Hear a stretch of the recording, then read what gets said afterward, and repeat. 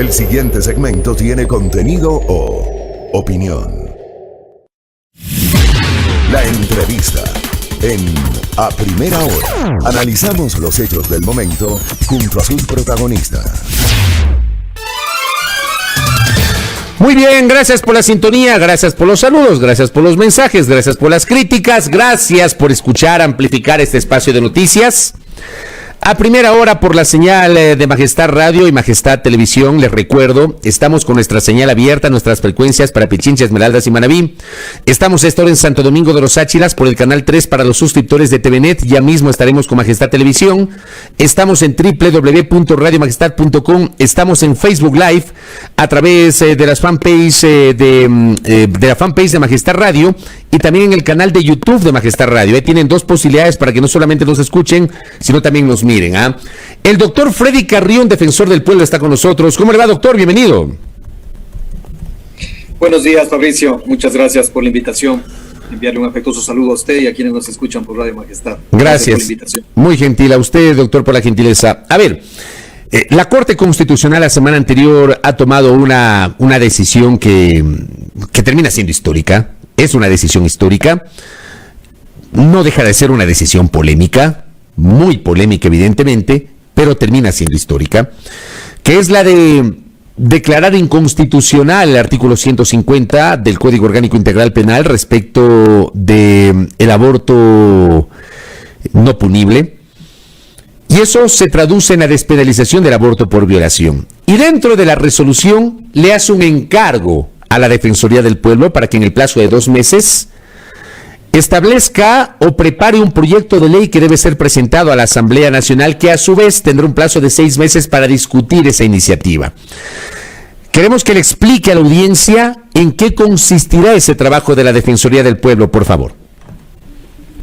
Gracias, Fabricio. Bueno, en primer lugar, creo que hay que saludar la resolución, la sentencia que ha emitido la Corte Constitucional declarando la inconstitucionalidad del artículo 150 en la parte específica cuando habla única y exclusivamente de que el aborto no será punible cuando fuera fruto de una violación en una persona, en una mujer con discapacidad o con incapacidad, mental. Creo que eso de una u otra manera generaba una discriminación, pero más que nada, eso es en honor a las miles de víctimas, sobre todo de niñas y adolescentes, que fruto de la violación estaban obligadas a seguir con el embarazo sin darles la opción, obviamente, de interrumpir el embarazo. Que justamente ahora, a través de esta sentencia, se le dispone al defensor del pueblo que juntamente con las organizaciones de la sociedad civil, básicamente colectivos feministas y adicionalmente con organizaciones estatales a quienes se tendrá que consultar para lograr un consenso y más que nada, que esta norma sea técnicamente viable en el sentido de que permita, una vez que ya no es punible el aborto por violación en el caso de cualquier tipo de mujer, se le pueda generar una serie de elementos que permitan llevar a cabo el aborto o la interrupción del embarazo, para ser exactos en cuanto a la terminología de lo que señala la Corte. ¿En qué consistirá? Bueno, yo creo que hay varios temas que se deben reglamentar o regular. Uno de ellos es indudablemente en qué momento se debe calificar la violación para ser sujeta o para permitírsele la interrupción del embarazo. Creo que ese es un punto fundamental, que incluso ya la Corte Constitucional lo señala, que no podría provenir ni de un llamamiento a juicio ni de una sentencia condenatoria, porque sería prácticamente absurda dicho requisito. Luego tendrá que establecerse el cuánto.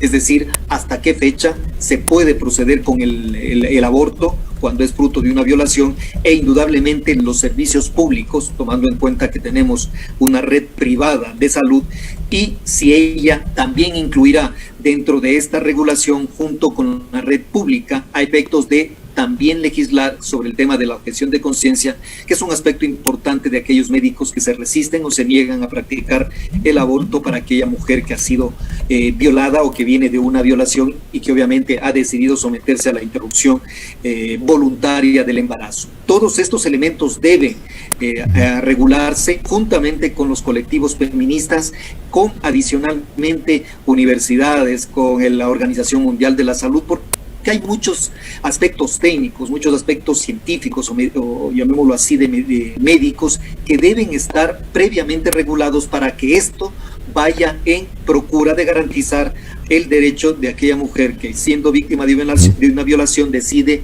interrumpir su embarazo. A ver, algunas precisiones, doctor. Lo primero, ¿ustedes no tienen que presentar una reforma al Código Orgánico Integral Penal o sí?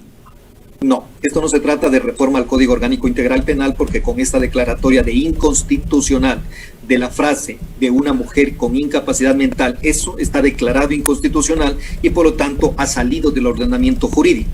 Bajo ese esquema, en estos momentos, el aborto no punible también es aquel que se produce como una violación en cualquier tipo de mujer, ya no solamente aquella que padece una incapacidad mental. La regulación no va al Código Orgánico Integral Penal, la regulación va para que ésta se pueda desarrollar justamente acatando la resolución de la Corte Constitucional que deja de ser punible el aborto por violación. ¿Pero sería una ley nueva o necesariamente habría que reformar otros cuerpos normativos? Se me ocurre, la Ley Orgánica de la Salud, por ejemplo, no sé si es que habría que reformarla o algún otro tipo de cuerpos normativos, o aquí hablamos de una ley nueva, o ¿cómo se llama esto, doctor? Bueno, esto tendría varios esquemas que lo estamos justamente revisando. Uno de ellos debe reformar el Código Orgánico de la Salud, por supuesto, porque ahí habrá que establecer cómo va a ser o cómo se establecerá el procedimiento de la interrupción voluntaria del embarazo, que ese es el término exacto. De la misma manera tendrá que ser una ley interpretativa justamente de lo que establece ya la resolución de la Corte Constitucional. Se ha hablado de que la sentencia es una sentencia reductora o una sentencia modulativa que establece una disposición de declarar inconstitucional una frase, pero que esa frase genera una serie de circunstancias o de implicaciones que debe tener una interpretación. Y esa interpretación partirá también de reformar e incluir, sobre todo en el Código Orgánico de la Salud, un acápite que establezca la forma, cómo se debe llevar a cabo la interrupción voluntaria del embarazo. Correcto. ¿Cómo va a instrumentar? Yo sé que está todavía muy fresco el tema, pero el tiempo apremia. La Corte ha dispuesto un plazo de 2 meses. ¿Cuándo va a iniciar el procedimiento? No sé si ya están trabajando ustedes en algún tipo de matriz de lo que podría ser, matriz borrador de lo que podría ser el procedimiento. ¿Cómo lo van a hacer, doctor?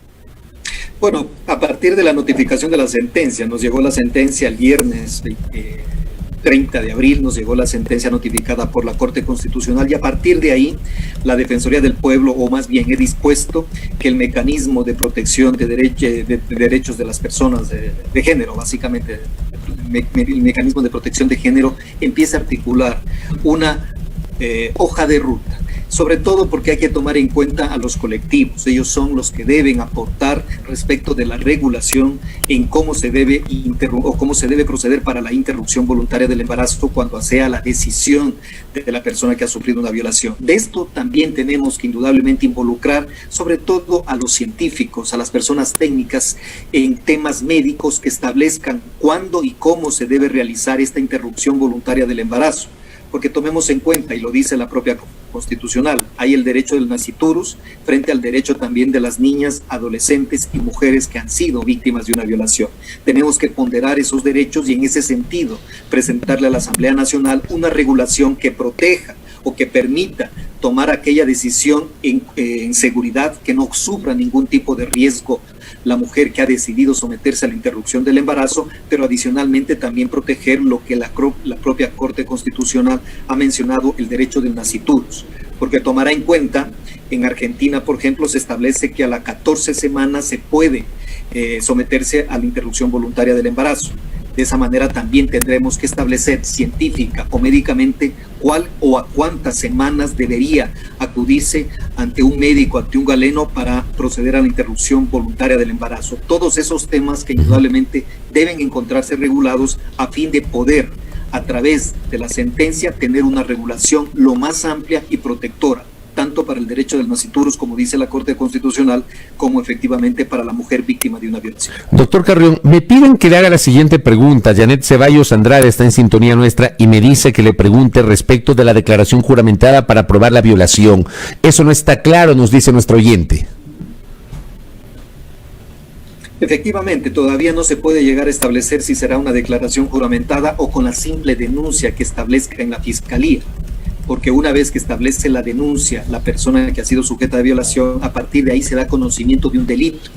Ese es uno de los elementos que se tiene que regular, porque la Corte Constitucional, cuando declara inconstitucional la punibilidad del aborto por violación, lo que expresamente establece es que deja de ser punible esta opción.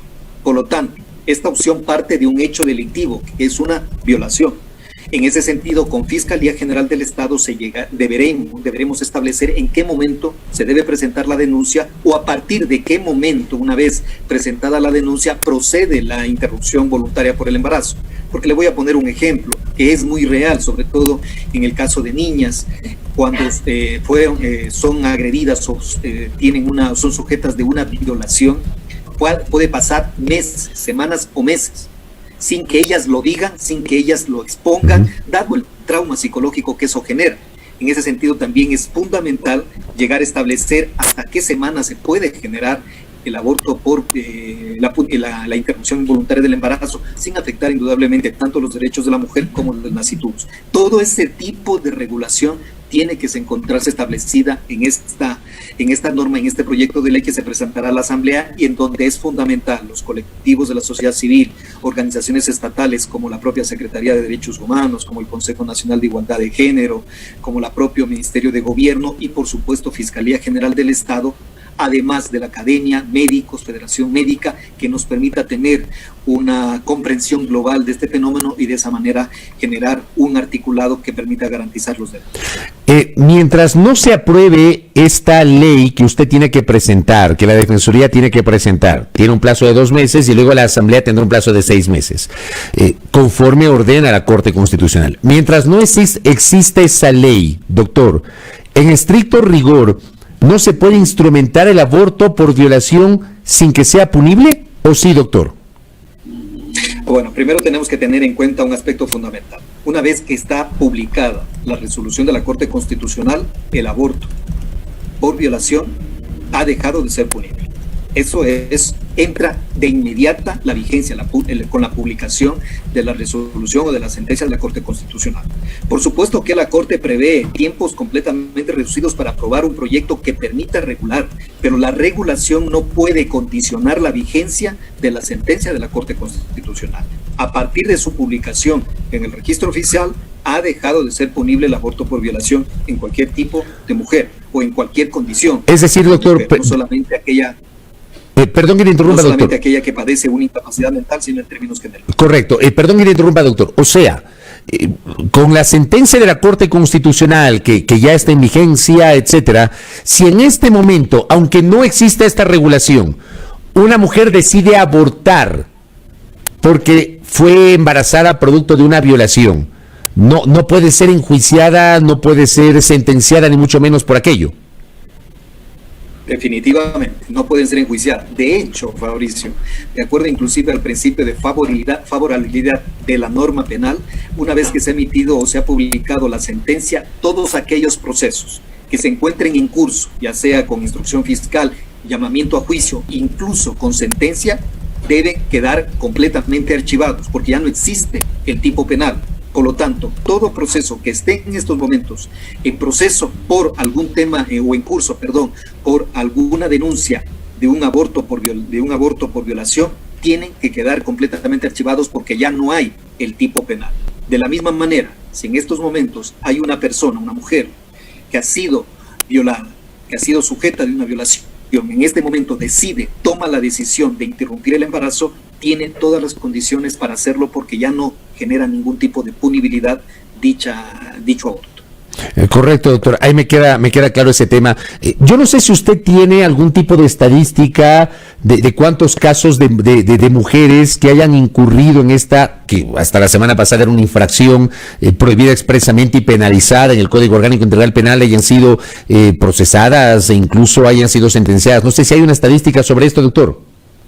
Sí la tenemos. En estos momentos no la recuerdo exactamente y no quisiera cometer el error de dar una cifra que no se encuentre amparada en lo que ha recibido la propia Fiscalía General del Estado respecto de las denuncias o las mujeres que están siendo enjuiciadas por haberse sometido a un aborto por violación, un aborto en términos generales. De la misma manera que también hay algunas denuncias presentadas contra médicos o médicos que han presentado contra mujeres cuando han tenido conocimiento, obviamente, de que aquella mujer se se está sometiendo o se ha sometido a un aborto. Todo eso hay una estadística que ha presentado la Fiscalía General del Estado. De hecho, algunos colectivos también recogen algunas cifras que son bastante importantes. Ya lo decían algunos colectivos respecto del número de personas que están siendo agredidas sexualmente por su condición de ser mujer. Estamos hablando de una cifra bastante importante que eran presentadas inclusive dentro de los argumentos que presentamos a la Corte Constitucional. ¿Cuál es el objetivo de esto? Y por ello creo que fue el fundamento de la sentencia de la Corte Constitucional, revisar una realidad muy lacerante, muy difícil para el pueblo ecuatoriano, para el país en general. El tema de la violencia contra la mujer, violencia física, psicológica, sexual, patrimonial e inclusive obviamente la violencia en su grado más extremo, que es el femicidio, es una realidad en el Ecuador, es un problema de salud pública y sobre la base de eso se tiene que regular. La sentencia de la Corte Constitucional se inscribe en esta garantía de derecho, porque es aquello, garantizar los derechos de aquella mujer que siendo víctima de un delito tiene que ser revictimizada al impedírsele interrumpir el embarazo. Creo que esa es una condición fundamental que reconoce la Corte Constitucional y sobre todo muchos países que ya se inscriben en esta línea de garantizar los derechos y evitar la revictimización de una mujer que viene siendo objeto de una violación y que tenía que mantener el embarazo así ella no lo quisiera. Todas estas normas, como digo, permiten que tengamos un Estado justamente de derechos como establece la Constitución. Y en ese sentido, la regulación que dispone la Corte Constitucional al defensor del pueblo va en esa órbita de garantizar los derechos de aquellas mujeres que han sido víctimas de violación, también de la misma manera que los derechos de nacituros, como lo establece expresamente la Corte Constitucional. Aquí uno de nuestros oyentes nos plantea una observación que me parece muy pertinente. ¿Qué pasa en el caso de las niñas o adolescentes que no tienen todavía 18 años y que necesitan obviamente la autorización de sus padres? O sea, ¿y cómo procedería, doctor? Bueno, para interrumpir el embarazo por violación no se necesita autorización de los padres, porque expresamente en la resolución de la Corte Constitucional hace mención a la condición de mujer, sea niña, adolescente, que ha sido fruto de una violación y que por ende es su decisión que tendrá que ser manifestada simple y llanamente a través de ellas en el caso de que lo puedan hacer o a través de sus padres. Cuando estamos hablando de niñas, porque ha habido casos de niñas de 12 años que se encuentran embarazadas fruto de una violación, por supuesto que son los padres quienes deben dar el consentimiento médico informado, que ese es uno de los requisitos también para someterse a cualquier operación o a cualquier cirugía. Eso indudablemente que se tiene que también regular el consentimiento médico informado por todas las responsabilidades que pueda derivar de practicarse una operación. De la misma manera, aquellos que puedan darlo y aquellos que no, de acuerdo a la evaluación médica que se pueda realizar de parte de los médicos, poder llegar a determinar o más bien a garantizar la decisión de aquella persona que ha decidido someterse a la interrupción de su embarazo. Doctor Freddy Carrión, defensor del pueblo, permítame aprovechar la oportunidad que estoy conversando con usted. ¿Qué pasó con la denuncia por delito de lesa humanidad que usted había presentado ante la Fiscalía General del Estado en contra del presidente de la República? Bueno, Fabricio, se encuentra ya reconocida. Justo hace unos 15 días aproximadamente nos llamaron para el reconocimiento de firma y rúbrica, que ese es uno de los pasos previos.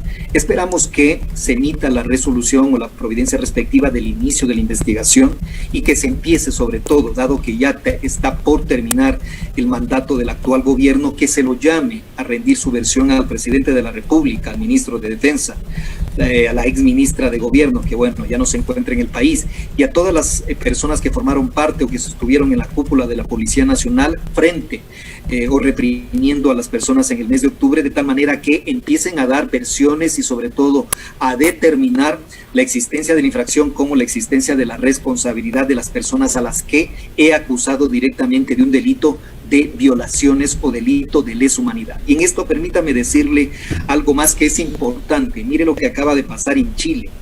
En Chile, la Comisión también Nacional de Derechos Humanos, que es el símil o el par ecuatoriano, allá se le llama Comisión Nacional de Derechos Humanos, acá en el Ecuador, Defensoría del Pueblo, juntamente con varios colectivos profesionales han presentado en la Corte Penal Internacional la demanda o la denuncia por delitos de lesa humanidad en contra del presidente Piñera, porque tanto Chile como Ecuador tuvimos una represión de forma muy parecida, es decir, se atentó contra la vida, contra la integridad tuvieron decenas de personas que perdieron un ojo, a lo que mismo pasó en el Ecuador, y todos de una u otra manera ya se encuentran denunciados. Ellos sí han acudido directamente a la Corte Penal Internacional. ¿Qué es lo que hace el defensor del pueblo aquí en el Ecuador? Acude ante la justicia nacional. Si la justicia nacional indudablemente no actúa, lo deja a este proceso penal que duerma el sueño de los justos, indudablemente que ahí acudiremos también a la Corte Penal Internacional, porque este tipo de delitos no puede quedar en la impunidad. No está quedando en la impunidad aquellos actos violentos que se cometieron en octubre, como debe ser en un país que se precia de ser un Estado de Derecho. De la misma manera, aquellos atentados a los derechos humanos tampoco pueden quedar en impunidad, y personalmente nos ocuparemos de que esto se dé el correspondiente enjuiciamiento penal. De no hacérselo aquí en el país, recurriremos a la Corte Penal Internacional, como ya lo ha hecho Chile y la Defensoría del Pueblo, la Comisión Nacional de Derechos Humanos de Chile. Oiga, doctor, ¿a usted cómo le cayó la declaración, la revelación, que creo que ha pasado medio de agache a nivel público, ¿no? Esta revelación de la subcontralora encargada de la Contraloría como subrogante, me refiero a la doctora Valentina Zárate, de que la teoría del terrorismo, la quema de la Contraloría, se pudo haber diluido al señalar que fue incendiada desde adentro y no desde afuera? ¿Ah? ¿Qué le parece? Pues realmente sorprendente. De hecho, me resultó muy sorprendente, sobre todo porque dentro de los procesos penales que se le están iniciando, están hablando de destrucción de propiedad pública. Inclusive empezó, recordará usted, como terrorismo. Así empezó la investigación previa, como terrorismo, y luego fue modulándose el tipo penal. Si hay estas versiones, que me imagino que la fiscal general solicitará que de la contralora subrogante vaya a rendir su versión, empezará a dilucidarse y a esclarecerse qué sucedió. Si realmente fue un objetivo subversivo como fue denunciado, o hubieron otro tipo de intereses que, de haberlos, Fabricio, sería sumamente grave, porque prácticamente se configuraría aquella otra teoría del caso que menciona de que no fueron grupos subversivos. Estamos hablando también de infractores que están entre los 16, 18, 21 años, es decir, gente que no creo que tenga un plan predeterminado para atentar contra la Contraloría. Ese es un criterio personal. Pero con esta definición, o con esta versión de la Contralora subrogante, realmente nos pone muy preocupados de cuál sería el objetivo o el móvil para que desde adentro, como lo menciona, se haya producido este atentado contra la propiedad pública, pero más allá de lo físico, contra documentación, contra informes relevantes que hubieran permitido o permitiría establecer determinadas responsabilidades civiles a través de las glosas, e inclusive con indicios de responsabilidad penal. Esperemos que la Fiscalía en esto pueda llegar a dilucidar y sobre todo establecer la verdad, que es lo que necesita el pueblo ecuatoriano, la verdad de lo que sucedió en respecto a la destrucción de la propiedad pública de la Contraloría General del Estado. Correcto. Doctor Carrión, le agradezco mucho por estos minutos. Que tenga un buen día. Gracias a usted, Fabricio. Un buen día. Muy amable al doctor Freddy Carrión, defensor del pueblo, conversando justamente con nosotros aquí en la primera hora sobre la manera como la Defensoría del Pueblo va a comenzar a trabajar en los 2 meses que empezaron a correr desde el pasado viernes 30 de abril, cuando la Defensoría fue notificada ya con la sentencia de la Corte Constitucional. Comenzar, digo, en estos 2 meses este camino para preparar un proyecto que deberá ser presentado a la Asamblea Nacional. Ha dicho el Contralor, se lo preparará de modo colectivo, se convocará a la sociedad civil, a las organizaciones de mujeres, a las organizaciones feministas, al movimiento feminista, para construir juntos ese proyecto de ley. Nos ha aclarado que no será un proyecto de reforma al Código Orgánico Integral Penal. Eso ya está de alguna manera modulado por parte de la Corte Constitucional de la sentencia. Así que estamos pendientes de aquello. Y también nos ha comentado sobre la evolución de la denuncia que había presentado ante la Fiscalía General del Estado. Como siempre yo he dicho, no dependen aquí las urgencias. Cuando hay urgencias las cosas se hacen rapidito. Cuando no, pues todo lento, ¿no? Hace 15 días señala el defensor que se ha efectuado el reconocimiento de la firme rúbrica, pero todavía no empieza la indagación previa, y tampoco menos se ha pensado en llamar a declarar al presidente de la República y a otros de sus funcionarios que tuvieron un papel protagónico durante los hechos de octubre del 2019. Y claro, el tema del incendio de la Contraloría, que termina siendo uno de los episodios más infames de esas protestas de octubre del 2019. Gracias a nuestro invitado, 7 de la mañana, 28 minutos en la primera hora.